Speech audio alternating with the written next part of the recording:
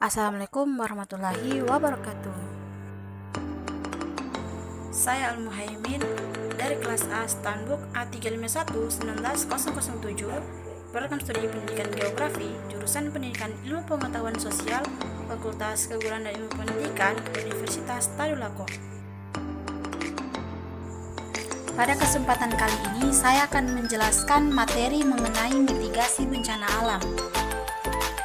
Indonesia adalah negara yang dilewati oleh garis Ring of Fire Pacific serta pertemuan dua lempeng tektonik Eurasia dan Indo-Australia yang menyebabkan sering terjadinya bencana alam seperti gunung meletus, longsor, banjir, gempa, serta bencana alam lainnya.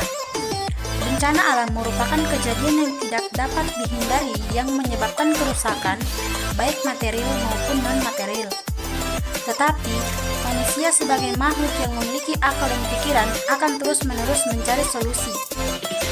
Oleh karena itu, upaya meminimalisir dampak dari bencana alam sangat diperlukan.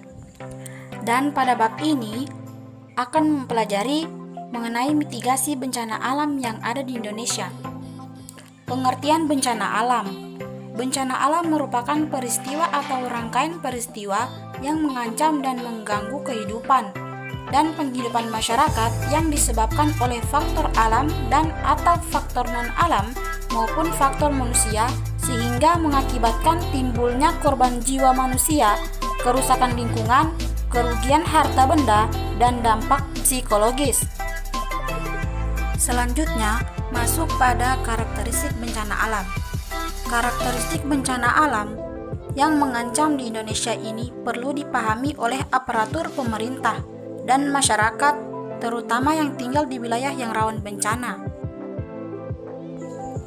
Menurut Badan Nasional Penanggulangan Bencana, jenis-jenis bencana alam sebagai berikut. Yang pertama, gempa bumi. Yang kedua, tsunami. Ketiga, letusan gunung berapi.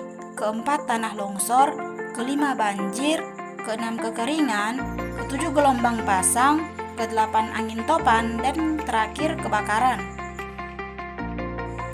Selanjutnya masuk pada mitigasi bencana alam.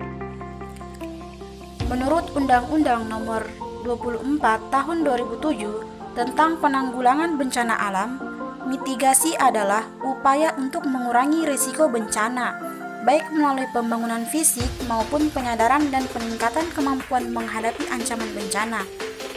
Mitigasi bencana pada umumnya dilakukan dalam rangka mengurangi kerugian akibat kemungkinan terjadinya bencana, baik itu berupa korban jiwa atau kerugian harta benda yang berpengaruh pada kehidupan dan kegiatan manusia. Selain itu, mitigasi bencana umumnya juga dimaksudkan untuk mengurangi konsekuensi-konsekuensi dampak lainnya akibat bencana, seperti kerusakan infrastruktur, terganggunya kegiatan sosial dan ekonomi masyarakat. Adapun strategi mitigasi bencana dapat dilakukan dengan cara mengintegrasikan mitigasi bencana dalam program pembangunan yang lebih besar. Yang kedua, pemilihan upaya mitigasi harus didasarkan atas biaya dan manfaat. Yang ketiga, agar dapat diterima masyarakat, mitigasi harus menunjukkan hasil yang segera tampak.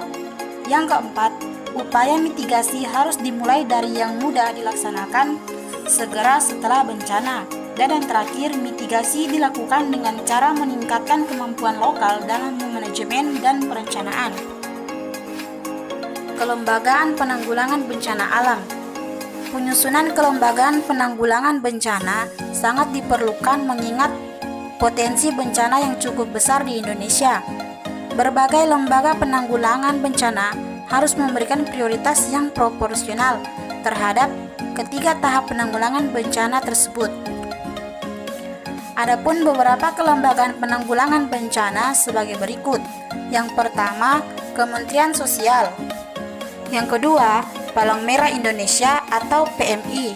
Yang ketiga, Badan Nasional Penanggulangan Bencana atau yang disingkat dengan BNPB. Yang keempat, Badan SAR Nasional atau yang disingkat dengan Basarnas. Dan yang terakhir, Badan Meteorologi, Klimatologi, dan Geofisika atau yang kita sering dengar BMKG.